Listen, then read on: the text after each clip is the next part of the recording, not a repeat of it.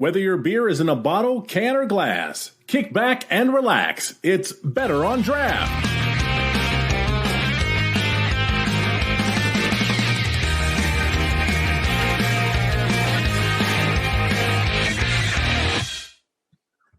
Welcome, everybody. Episode 339 of the Better on Draft podcast. My name is Ken. Thank you so much for joining us. I truly appreciate it on this very snowy Friday evening here in Michigan. Stay safe, stay warm. If you are listening to us because you have nothing else better to do, I appreciate that. At least you chose us, which you chose right. Let's go around and see what everybody is drinking, starting with Rob. Rob, what do you got?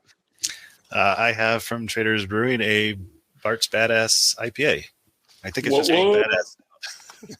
Great name.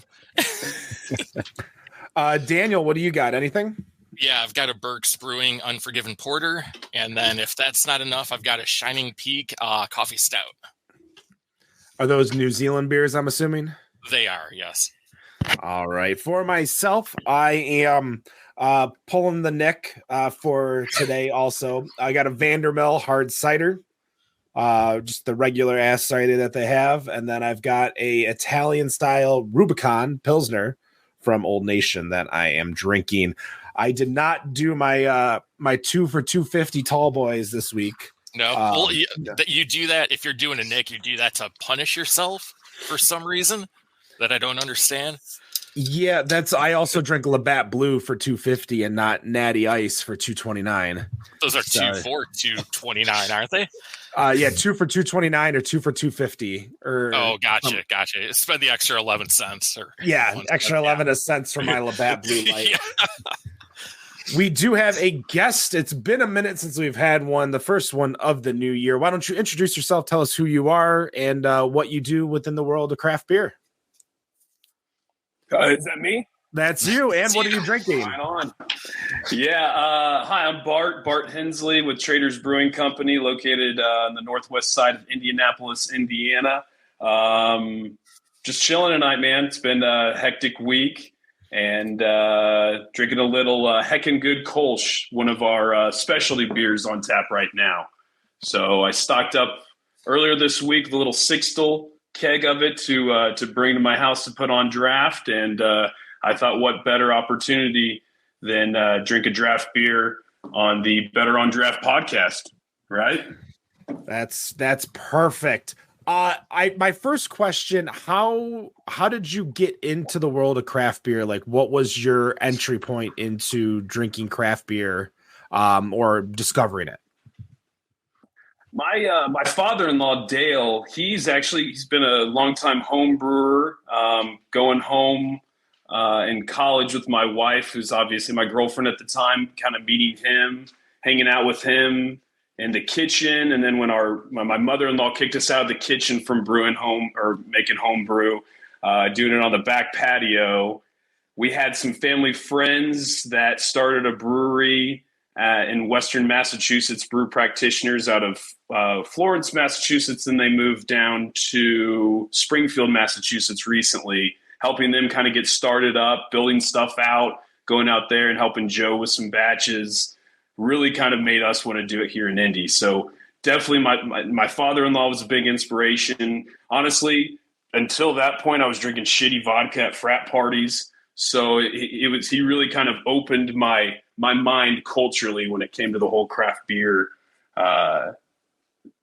world, I guess. Looking at your menu over in Indianapolis, you definitely have a wide variety of styles. It looks like you've got about a dozen taps or so in there. And you have everything from a coffee porter to a Belgian blonde to a Belgian triple and a Kolsch. What does the area of Indianapolis really get catered to that wide variety, or is this something more in your niche where you're one of the only few people in town that kind of do this spread of beer? You know, it's funny. I've heard that. I've heard kind of downtown Indy's more of the multi scene, where maybe the suburbs or north side are more of the hopheads. I don't know necessarily for that to be true or not. For me, I stick to brewing beers I like. I figure if I like them enough, I'm going to put forth the effort enough. I'm going to put the heart into it. and that's going to kind of show in our beers, and hopefully other people like them too. It seems like we kind of get rid of them fairly well in the tap room. So really just kind of focusing on that. I've always been kind of getting into the beer styles. I was always a big Belgian fan. So that's a big inspiration for us too. I know we've got multiple Belgian inspired breweries around town. But yeah, just kind of brewing across the rainbow, so to speak, just trying to figure out A, what I like, and B, what everybody else likes too. And ultimately what sells the best. Has there been a beer or a few beers that you've brewed because you wanted to brew that really just didn't take to your customers? Yeah. It's funny you mentioned that. Last year about this time, we did a smoked beer. So we used the smoked barley in it. Came up with a really sweet name, sweet logo for it, and it just, man, it sat on tap. It was our Duff for the Puffer smoked German Pilsner. I loved it, but I don't think maybe the clientele enjoyed it as much. And maybe that goes back to those specific beer styles, that are specific for those neighborhoods. But yeah, that's funny you mentioned that, because that was one that I dug a lot, and it just sat there, which is cool with me because I would just kind of turn that into my shift beer. I was going to say, did that make its way home instead of just sitting at the? Okay. Oh yeah. A couple kegs came back to the house, couple sixtels, and multiple growler fills. That's for sure. And I get it too. I mean, that's not going to be a beer that your everyday beer drinker. Excuse me, I'm drinking beer, so I'm burping. Your everyday beer drinker is going to necessarily sit there and drink pint after pint of. I guess only freaks like me do that, Even we've had Live Oak on the show. We had Deuced on a couple years ago, and obviously Live Oak is one of the more industry standards when it comes to making a litany of smoked beers, and they get away with it because I think that's kind of what their niche is. They're known for it, so people go out there. But I don't know if Dan or Rob have ever felt this way, but like smoked beer is one of those things where I can drink one, maybe 1.5 glasses, and afterwards, like that flavor profile is just so strong that I just can't do it anymore. Dan, I know you love Live Oak. What do you say? Yeah. In fact, you're absolutely right, and not just Live Oak, because they make a lot of good Rausch beers.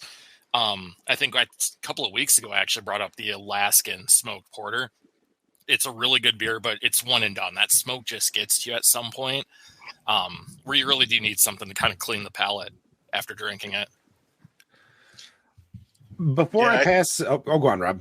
I was going to say I like smoked beers with food a lot, which usually paces it out and helps a lot. It kind of depends on the food, but smoked meats or meat in general, I guess, is really kind of what I pair it with. I'm thinking here of Daredevil downtown, in Speedway has some pretty good smoked beers on, and they have some simple bar food. So for Traders Brewing over in Indianapolis, what kind of like sets you guys apart versus your competition that's out there that you think really brings the customers over to your place? It's definitely the people. There's a million places in Indy, just like any other big city around, to go get beer. And I really think it's the people that kind of bring people in and keep people in. Our bartenders are the best. Our regular crowd is great. Our Tuesday trivia folks are great. It really is, at the end of the day, nobody wants to sit and drink a beer alone. It's the company you surround yourself with that I think maybe sets us apart from other places. Sometimes it's weird for me to think that, I'm able to brew beer professionally and make a living out of it. I definitely think there's a lot of better beers out there, especially in the Indianapolis area in and of itself. So I think for us, it's really just the people that sets us apart, whether it's folks working for us or customers or, just neighbors of ours. We really do have a good group and a tight group in our tap room. Yeah, I'm one of those Tuesday trivia customers, but I've been up there pretty much since you guys opened because absolutely you happened to be on my grocery route, which it was really nice when you opened. Are you a Jungle Jim's guy? Is that not Jungle Jim's? What's the Jungle Jim's is Cincinnati? That'd be a far drive. I do go there, but not regularly. Right? Yeah, Trader Costco. Oh, Costco. No, okay, yeah, I forget about Costco. Yeah, because we have one in Avon now, so my grocery route has completely changed. I don't have to go by Traders anymore. Rats. But yeah, I would second that. I've called your brewery a neighborhood brewery on this podcast before. Like it just seems to cater to the people who are getting out of work in that area, the people who live in that area, and all that very, very well. Which kind of leads me to my question. Do you have any plans for expansion? You've been, in that location for a while. You don't distribute widely that I know of. You used to distribute across the street to a couple of the places over there. I don't know if you still do or not. Do you have any plans? Right now, no. I mean, my fear and just kind of looking around the indie beer scene, maybe just the industry in general, is I'm always afraid of us maybe getting too big for our britches too soon. Kind of like I said earlier, there's a million places to get beer around Indianapolis, and I like for us to really kind of carve that footprint on that northwest side. And really hone in on our original tap room. I would like to in the future. I just don't know where that spot would be. I always see that spot being a production spot, but would agree that a second tap room and maybe more of a neighborhood area, or maybe more of kind of like walking trail area, somewhere that kind of has, maybe a little bit better outdoor patio sort of thing. But yeah, I don't know, man. We're just a little family business right now. And just to even think that we have a brewery in operation that people come and drink, and returning customers at that sometimes is kind of crazy for me to wrap my finger around. But yeah, in the future, that would be really kind of cool to have a second spot. I just don't know if we're quite there yet. We just added 2 more fermenters back in October, and just kind of keeping those bad boys filled. So future's looking bright. I just focus one batch at a time. You know what I mean? Yeah. And I can see the advantages of, continuing to brew for yourself instead of brewing for whatever contracts you might have with, whoever you're supplying and all that too. Sure. Yeah. And I think there's a huge freedom with that. And like I said, kind of like what I was saying earlier about, finding beers that I like and making sure they're great for our customers is my number one goal. And just continuing that, and whether that's opening somewhere on a different side of Indy, or, staying where we're at, just having fun with it and trying to make the beers as great as possible. Yeah. I was hoping for an answer like you're moving to Brownsburg or opening something in Brownsburg. That's okay. Right outside your neighborhood, Rob. That'd be great. So I think I first met you at Whitestown, which was a beer competition, but I could have, because it's been so many years, I could have that wrong. But are you still out there on the competition scene, or do you do the competition scene, or are you just doing festivals to pour at festivals, and kind of how's that working out? Yeah, when we first opened up, for the exposure of it, we were going to any festival that was thrown our way. The weekends are kind of a tougher time. Having a family now, kind of focusing on the family stuff on the weekends. So we really just go to the festivals that we want to go to. The next one I think we're going to is Frigid Digits in February over there at Centerpoint Brewing, which is always such a freaking blast. This will be our 3rd or 4th year going. And at first it was like, man, standing outside in the cold all day, like what the hell? But that's actually a really fun one. Competition wise, no, we've never entered our beers in. I don't want to say I'm a lazy bastard, but like they're just, sometimes it hits you like, oh shit, it's like beginning of June. I need to get those, enter in some crowlers or something like that. And then, butterfly flies by, and I kind of maybe lose track of what's going on. But yeah, I would like to enter some in sometime, maybe this year, if I can set something in my calendar to do that. But yeah, outside of serving in the tap room, just kind of doing the sampling events, the ones we want to go to. I think we've seen you, Rob, at Hogan Farms a couple times the pumpkin patch there in Brownsburg, and that's one we'll always go to. As long as they will invite us, we'll definitely go to that because that's always a fun one. It is fun drinking in a pumpkin patch out in kind of as rural Brownsburg as you're going to get. Yep. You're right. Yeah, that's about as rural as it gets in Brownsburg anymore. But yeah, that's about it for. I don't even know if we're going to the. And it sounds terrible. The Winter Beer Fest coming up here soon. Is that in January or in February? Maybe we are going to that one. That is in February. I think it is the weekend after Frigid Digits this year. Okay. So maybe that is the one after Frigid Digits. Yes. So I think we'll be at that one. We try to go to that one every year. Sometimes I used to fall on my birthday weekend, which typically, doing family stuff on the birthday weekend. But yeah, if that's after Frigid Digits, we'll most likely be at that one too. Okay. I will also be there. Right on. Hell yeah. With a ticket, though. Do you do the pretzel necklaces? Last year, I dressed up as, I think it was the pickle last year. Okay. So I don't do the pretzel necklace. Instead, I dress up in costumes. Oh, okay. There you go. I know. I'm always so envious, especially like 2 or 3 hours into that. You see, somebody walk up with all those pretzels on there. It's like, can I just bite your necklace real quick? But I guess you shouldn't ask strangers to bite them. Yeah, probably not. No. So I have one in mind from your repertoire, but is there a beer style you haven't done for a while that you might want to bring back? The Brewed IPA, baby. That's the one I had in mind. I almost actually brewed it today, but I ended up doing a West Coast IPA today. I love that brew. Bobby and I did that for Mind Over Mash when we did our first collab together, and you don't really see that style anymore. It kind of came and went pretty damn quick for whatever reason, but I love it. I mean, it really is the exact opposite of kind of the haze phase, kind of New England hazier stuff, which I'm not dogging on. I love those too. I actually had a few of those last night. But that brewed IPA is damn good. If I can ever get my hands on one, I try, but they're few and far between. Another bourbon barrel. I need to get another big stout and a bourbon barrel. I just need to get my hands on a fucking bourbon barrel.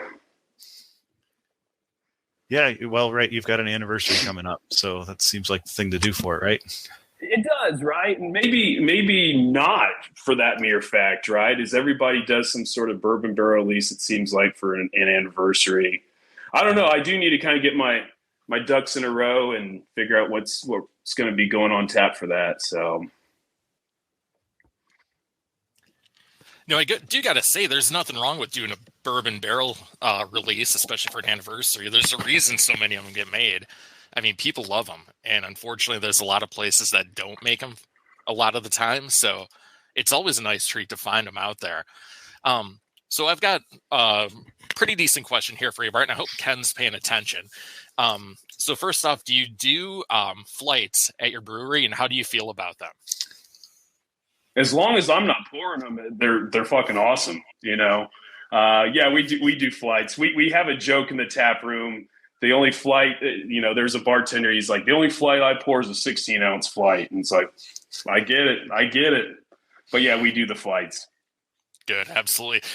Ken has this opinion. It's just an opinion, of course, that flights shouldn't exist, and they're totally terrible. So I just wanted to get that out there, see how someone with the brewery actually feels about it.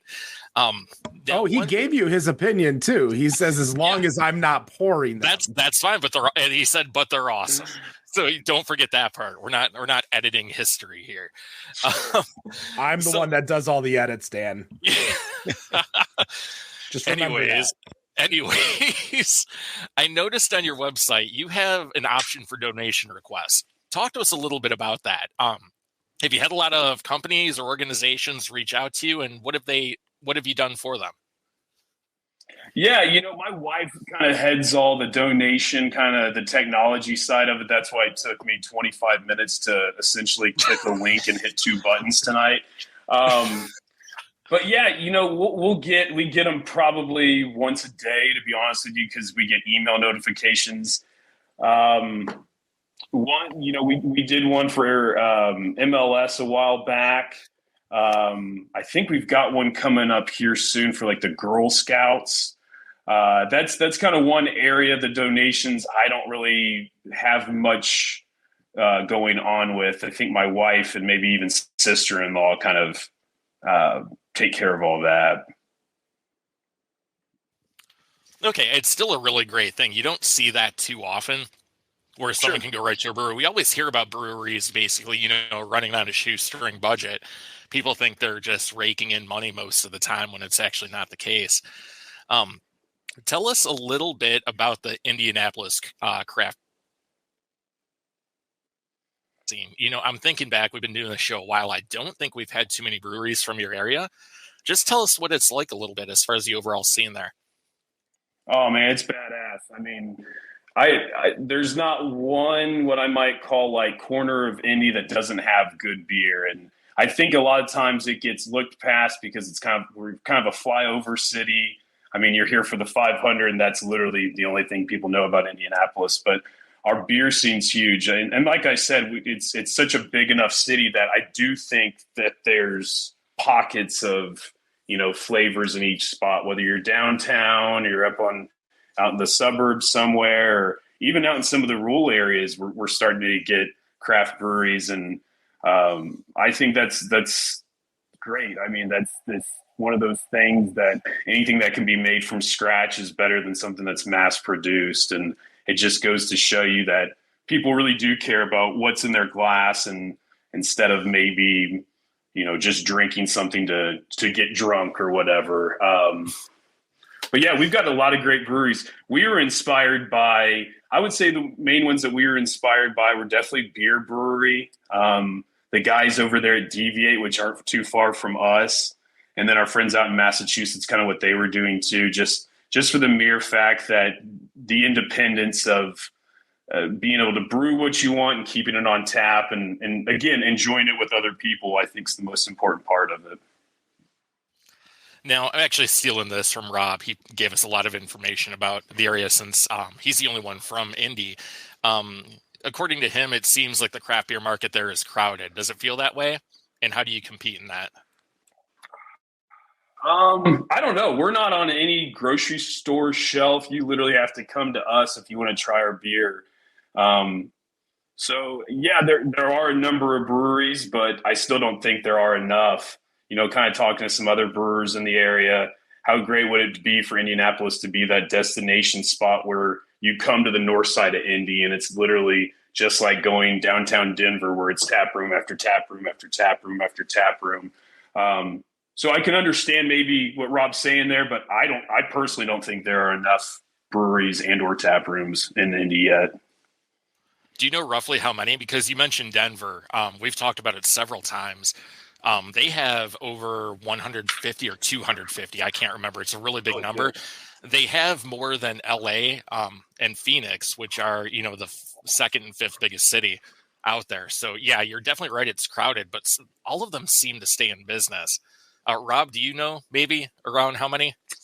I know there's more than 200 in Indiana. I've got a walking tour of Indianapolis map that I keep up track of, and it's for walking from brewery to brewery. And last time I looked, there was like 20 on that list, 25 maybe, and it's I think 5 miles end to end, so it's not really that long of a walk. Rob, is that by chance down College downtown? Yeah, it starts at Center Point. It still goes to Flat 12, even though Flat 12's not there. But the the Provisions place, that's a Pax Verum spot, so that's still on the list. But then it gets all the way down to Fountain Square.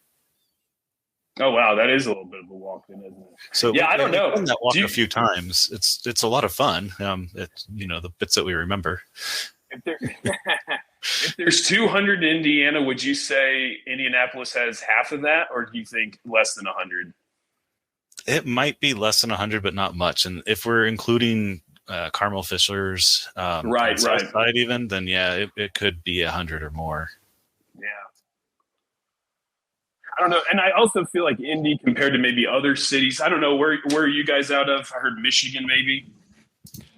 We are a little bit spread out. I am in Ypsilanti, Ann Arbor, Michigan. Dan is in Phoenix, Arizona, and Rob is shit. right around the corner stalking you. He's in your backyard right now. Yeah, I don't know. I feel like Indy's a bit spread out too. So like kind of like Rob said, you could be considered an indie brewery, but then probably be better part of an hour away from another indie brewery too.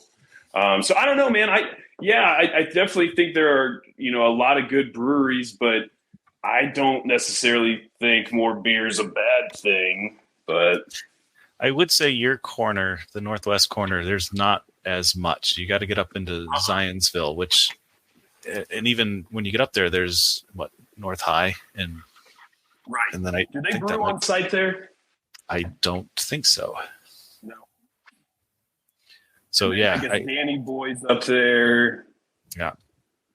Yeah. We are kind of in more of a desolate brewery area, and we really even Hendricks County just has one or two, right? Or just the one.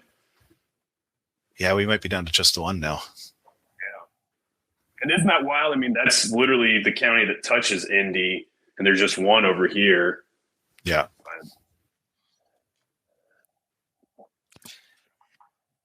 Now, another question I have for you. Talk to us about your core beers. I noticed you have the 4 that you do year round. What made you choose those 4 beers, and have you ever considered adding more to that list?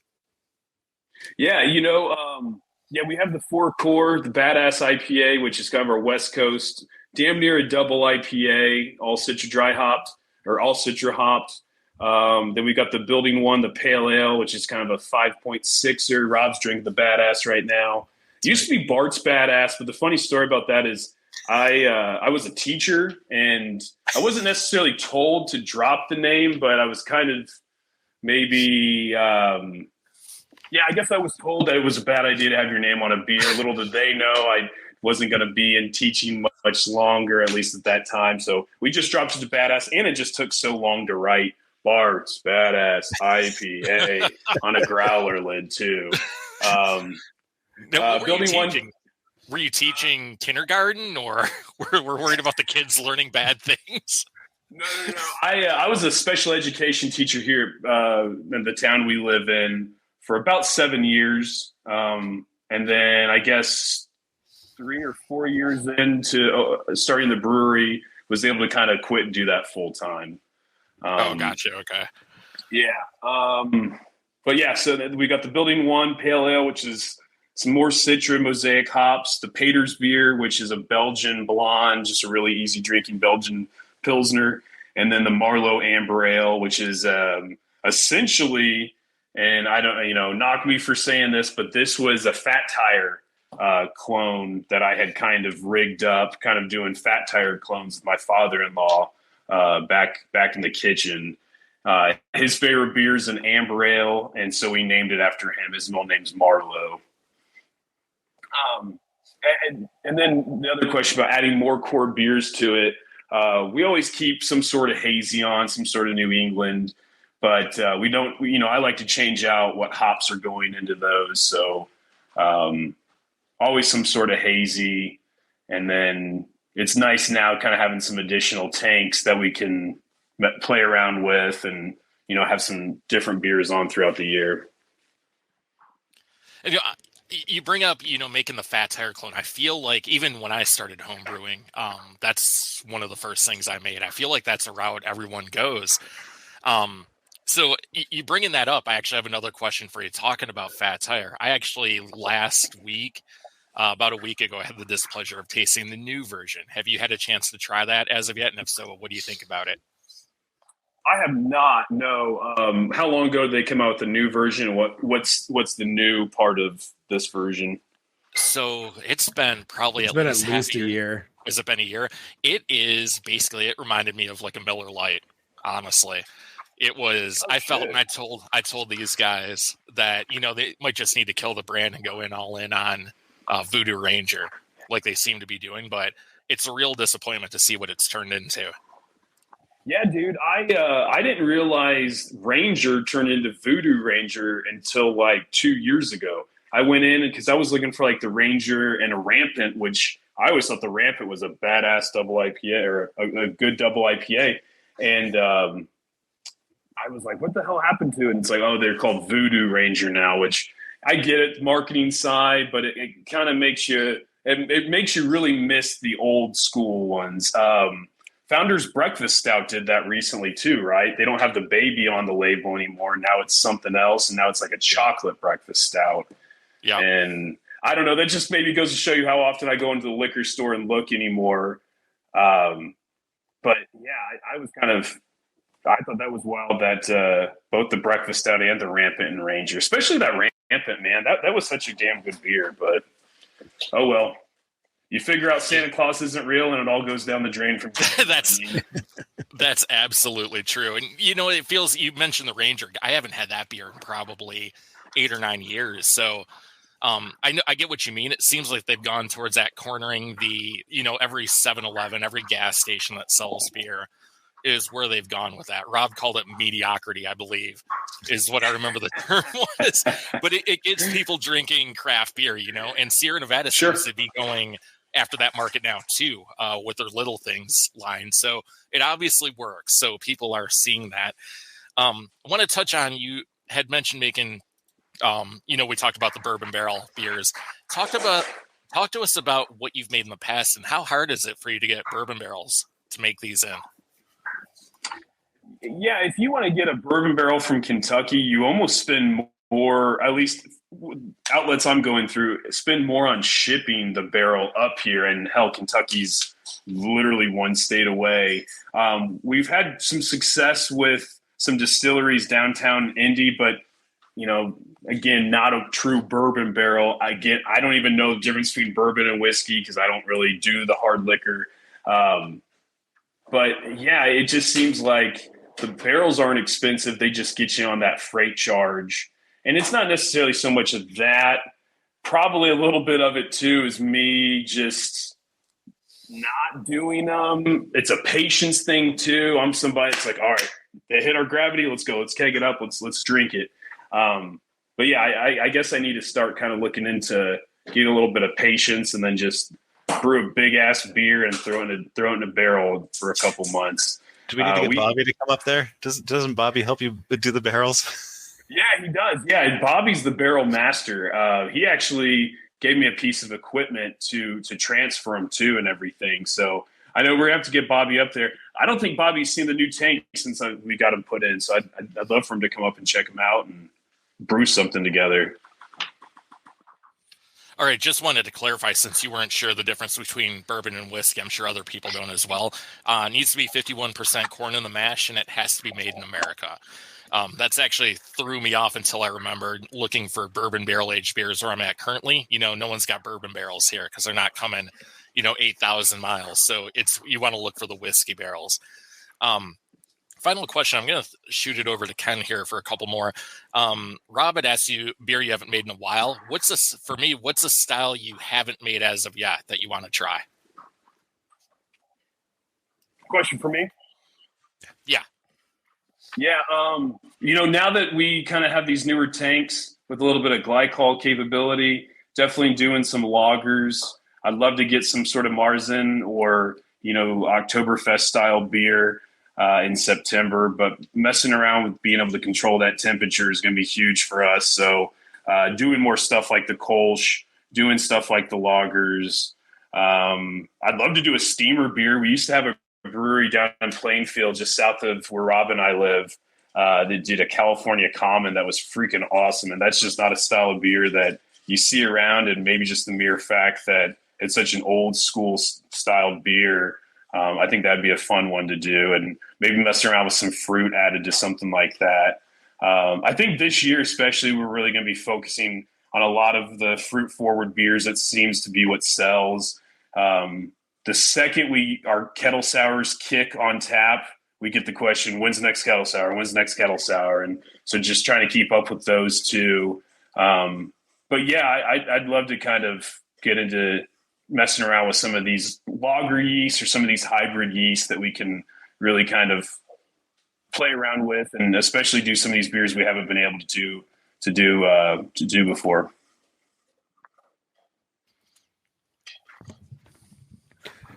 Getting to know you a little bit further, of course, in our chat. If you guys aren't listening live, you can listen to us live 7:15 p.m. Eastern on Facebook, Twitch, YouTube, plenty of other places, Instagram, X. We're even live.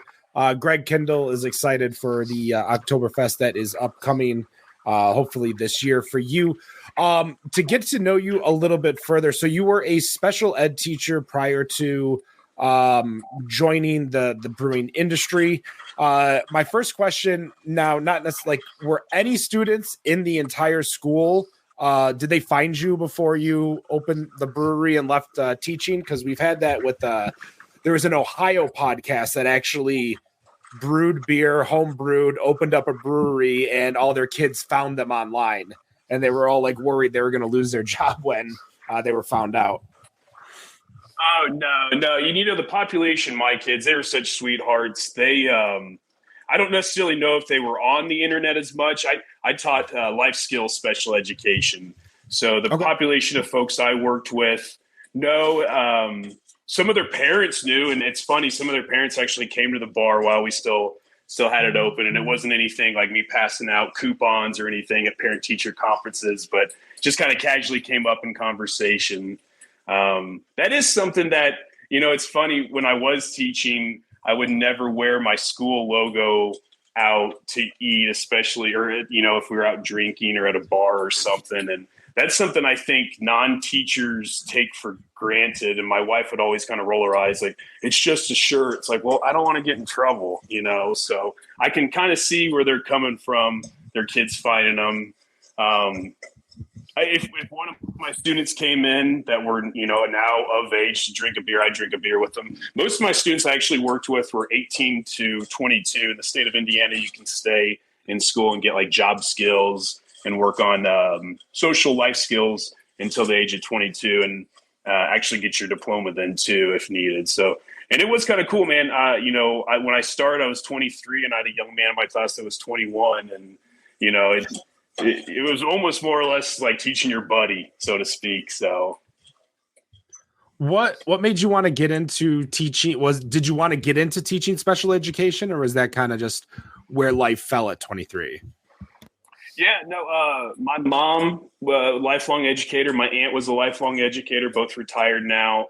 When I finished high school, I had no idea what I wanted to do. And my mom said, hey, this is a great career path. You know, this is great for somebody with, you know, with your heart. And so really just kind of following the mentorship of my mom and my aunt. And I really did enjoy it. You know, it was really tough for me to quit, but this is obviously a dream of mine, and to kind of run your own business, I think is the ultimate freedom, especially when it comes to the career side of it.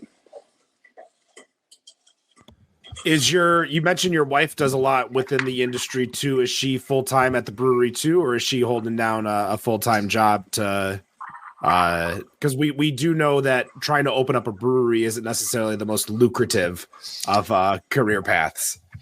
Yeah, no, you know, we're a family business, so it's me and my wife and brother, sister-in-law, mother and father-in-law. So my wife kind of does the HR side of it, not full-time. She's got a full-time job herself. But we all kind of play an important role in the business. I would say, obviously, with me doing the brewing when we first started, and then kind of taking over the tap room once I left teaching. So now I'm kind of running the business from a day-to-day point, but I couldn't do it without the help of her or my sister-in-law, who helps with like the financial side of it. My father-in-law, who, you know, comes in and helps any time I ask for help. So it's definitely a group family effort.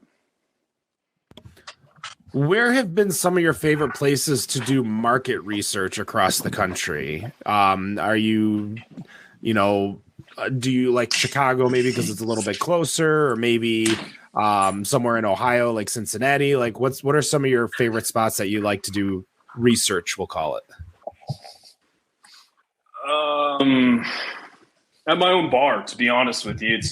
we're not looking to be a big giant brewery. We kind of like Rob said, just kind of your neighborhood spot, and just hearing what the customers have to say, hearing feedback from our bartenders. I think for me, that's where I'm going to get the most vital information on kind of what to brew or what they liked, what they didn't like. Don't brew that again. I think sometimes we think too much outside the box and kind of big picture, and don't look at kind of the easy stuff that's right in front of our eyes. What do you mean by thinking too far outside the box and looking at a big picture?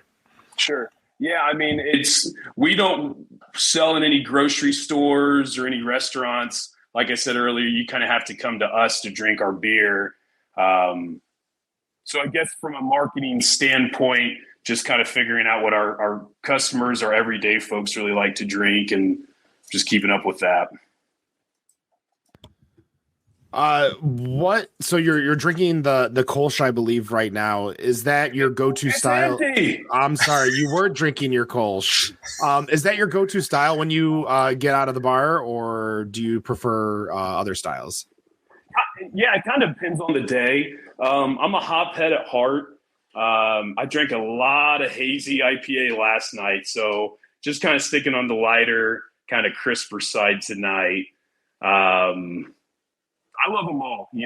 I don't know if I could necessarily drink Imperial Stout all summer long. That's kind of like a Thanksgiving to Christmas kind of beer. I hammer those hard then.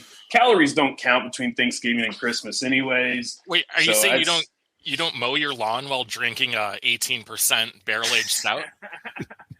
That would be impressive, but no, I got to pass on that. I'm definitely drinking something a little bit lighter. I do like a nice big double IPA, and it seems like those are sometimes obviously not as big as big Imperial Stouts, but those can be pretty big themselves. I like those throughout the summer. But yeah, man, I love them all, and sometimes that's what gets me in trouble. The Pater's beer is perfect in a pumpkin patch. Absolutely. Yeah. It's a funny, and if I could just like 2 minutes tell a quick story, that pumpkin patch, it's funny. I used to be the kind of event person for Best Buddies, or the staff chaperone for our Best Buddies program at the high school. And we started going out to Hogan Farms and kind of meeting the owners. And I really realized that they're a great group to work with, because one year we took a group of our Best Buddy folks out there, and these guys made sure to get these folks on electric wheelchairs up into the haylofts, and making sure every single kid had a great time. So I will support those folks every year that they have it, and go out there every year they have it, just for as good and as sweet as they were to our students at the high school. But yeah, that Pater's beer, I mean, let's be honest, that Pater's beer goes good anywhere.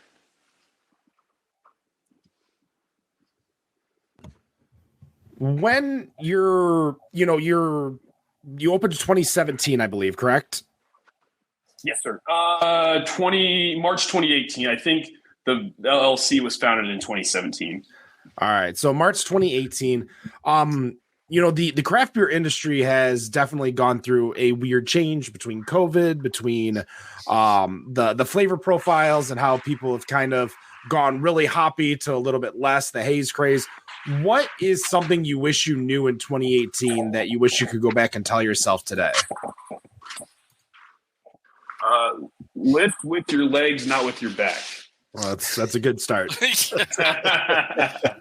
My back's killing me tonight, boys. No, honestly, not to worry about every little thing. I mean, it used to drive my wife crazy, because I would wake up at 1:30, 2 o'clock in the morning and go in just to check on a fermenter. And you do that so many times, you drive yourself crazy, you burn yourself out, and don't sweat the small stuff. And most of the things we run in life are small things, So yeah, just taking it easy. I've always said, once the beer's in the fermenter, I know we're not supposed to say religion, but I'm just going to say it's in God's hands at that point. I can control the temperature the best I can. I can put the exact amount of yeast in that I can, but I really have no control over the fermentation until it's finished. So not worrying about every little single thing and just enjoying it a little bit more. I wish I would have enjoyed 2018 through 2022 a little bit more than I did. Now I'm looking at all the beers that you have made via your Untapped page. I don't see any NA beers. Are you looking in the process of working with anyone to do any non-alcoholic beers? Is that something that people are asking for as they enter, not just for Dry January, but as people are being a little bit more alcohol conscious? No. My personal opinion on it, and I get opinions are like armpits. Everyone has them, and most of them stink. Are beers made to get you buzzed, and if you're not trying to get buzzed, why drink beer?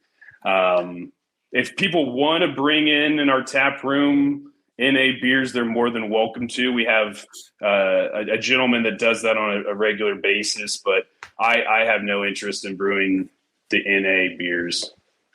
Are you able, with your license, to resell like Athletic or Partake or O'Doul's or something, or like just carry it on for the people that are asking? Or I don't know. That would probably be like a wife or sister-in-law question. I think so. I know the guy that brings his in and kind of talking with a few people. If it's 0.0, it's not alcohol. But I have seen those, and it's funny. When my wife was pregnant, she was drinking some of those Athletico. Is it in with an O, or is it just Athletic?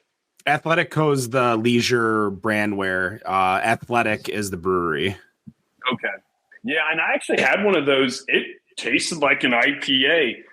Someone brought in a Lagunitas 0.0 IPA for me to try, and it was good. It was just like, I don't know, there's something about super hoppy beers. I feel like there's got to be that alcoholiness to it or some yeastiness to it, and I just didn't get that with the Lagunitas one. It was still good, but it's essentially hop water. You know what I mean?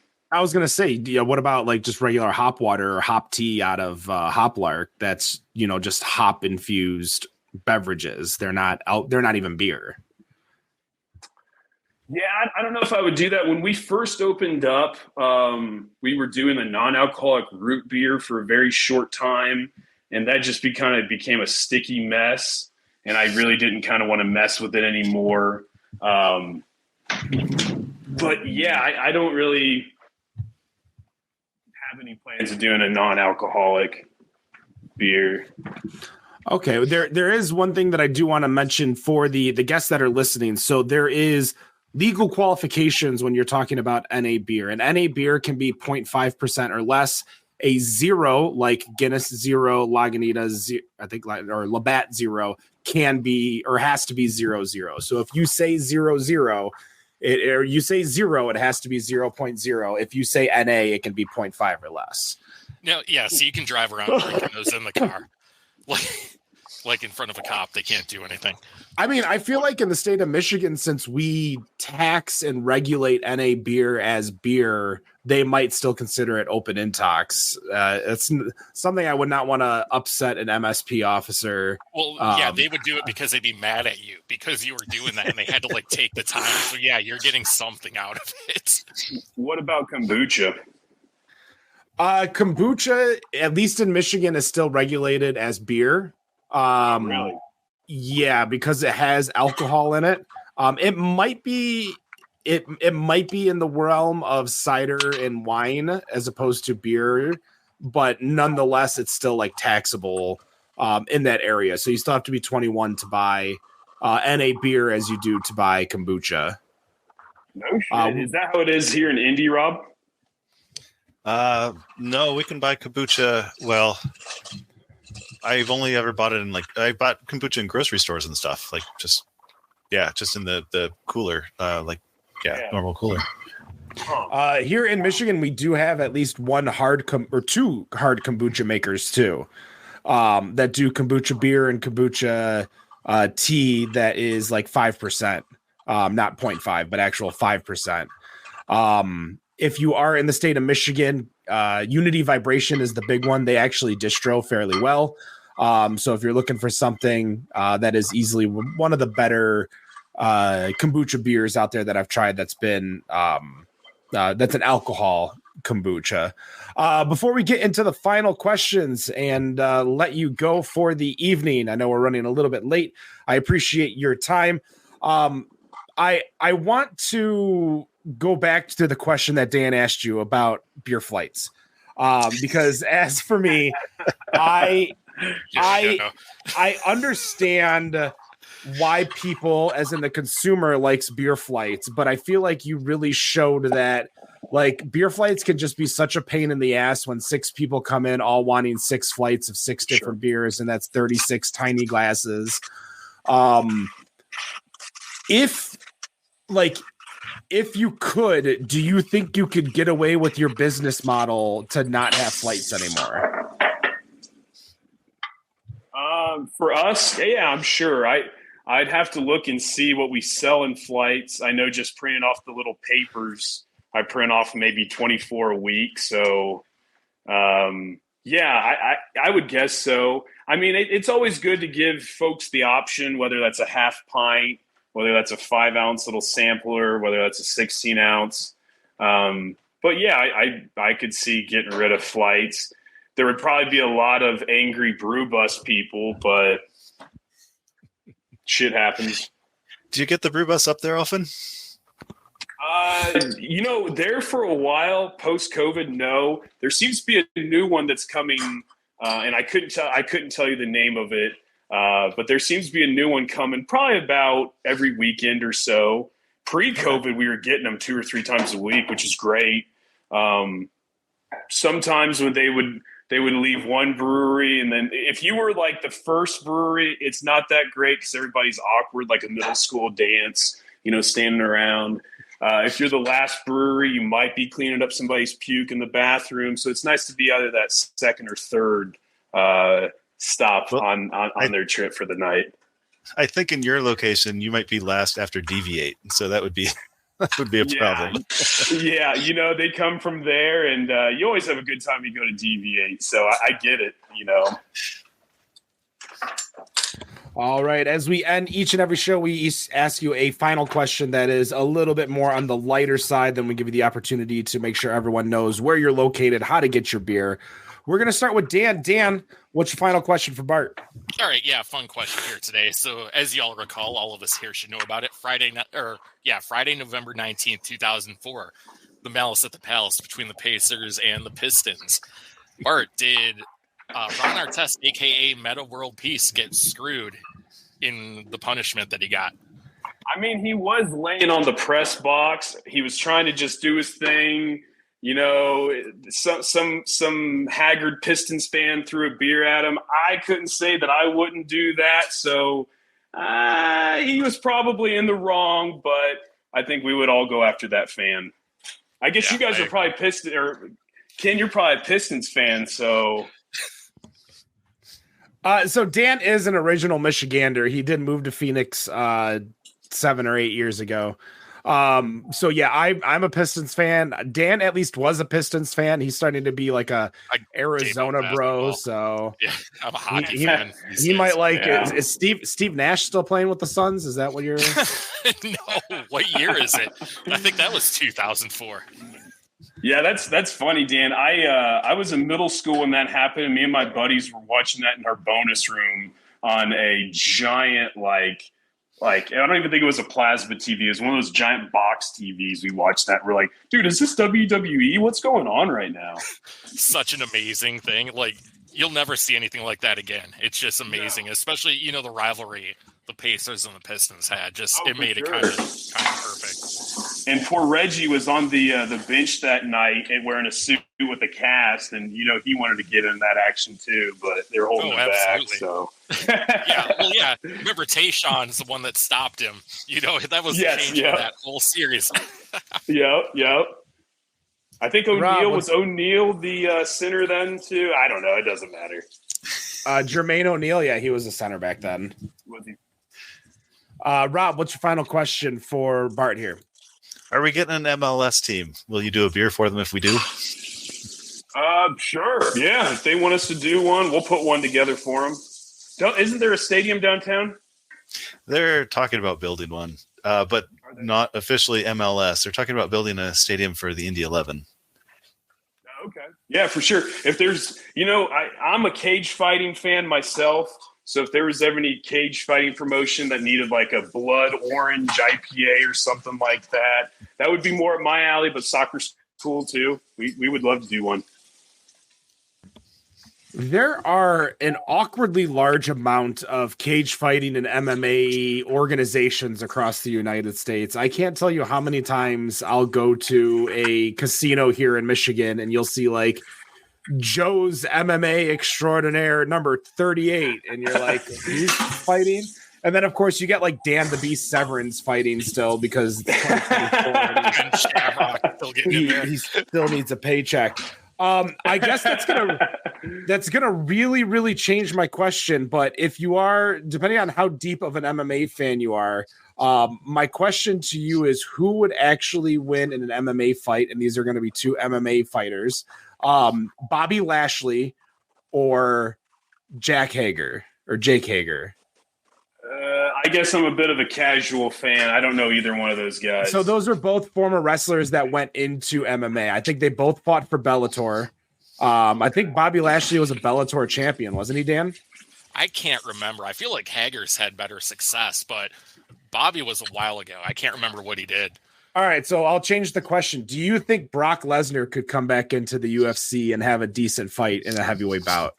As much as I would love to say yes, and as much as I'd love to see him in DC at 300, I don't think so. Apparently, doesn't he still has an active contract at the UFC, right? Does he have one fight still left on his contract? He might. I mean, that might be just because he got kicked out of the league basically by Alistair Overeem. Got kicked in the stomach, right? Yeah, after his diverticulitis and almost dying in the first place. Didn't he win the last fight, but he got popped for PEDs? Against Mark Hunt. Yeah, Mark Hunt, that's right. Yeah, he won, but then got popped. Yeah, I think that went to a no contest or something. I don't know. Yeah, it would go to no contest. That's why CM Punk's technically 0-1-1 because Michael Jackson got popped from marijuana. By the way, Bobby Lashley 15-2. 15-2. Yeah, that ain't a bad, not a bad little thing. At least for being in that B tier league of UFC or MMA, I should say. Yeah. All right, Bart, Traders Brewing. Where are you located? Where can they find you? Why should we see you? Why should we come see you? Yeah, we're at 8587 Zionsville Road. That's on the northwest side of Indy off of 86th and Zionsville. Open 7 days a week. You should come see us because we're badass. We have a lot of fun, and there's typically a taco truck out in the parking lot on most days. So come hungry, come thirsty, come happy. All right, that is going to do it for episode 339 of the Better on Draft podcast. No news this week. Come back next week. We will be here. Dan, are you going to be here next week? Because you kind of just you fly to New Zealand as if it's Tempe. Casually, just casually get on a plane. Yeah, I'll be here. All right, so that's going to do it. Dan will be back. Wendy will be back next week. For myself, Dan, Rob, and Wendy, thank you so much, Bart, for joining us. Go check them out. Go like us on all of our social medias. That's Better on Draft on Instagram, TikTok, Facebook, Twitter, YouTube, Kick, X, Insta. I don't know. There's Live Journal. And no matter what you think of your beer, we think it's Better on Draft. Have a good night. Thanks, guys.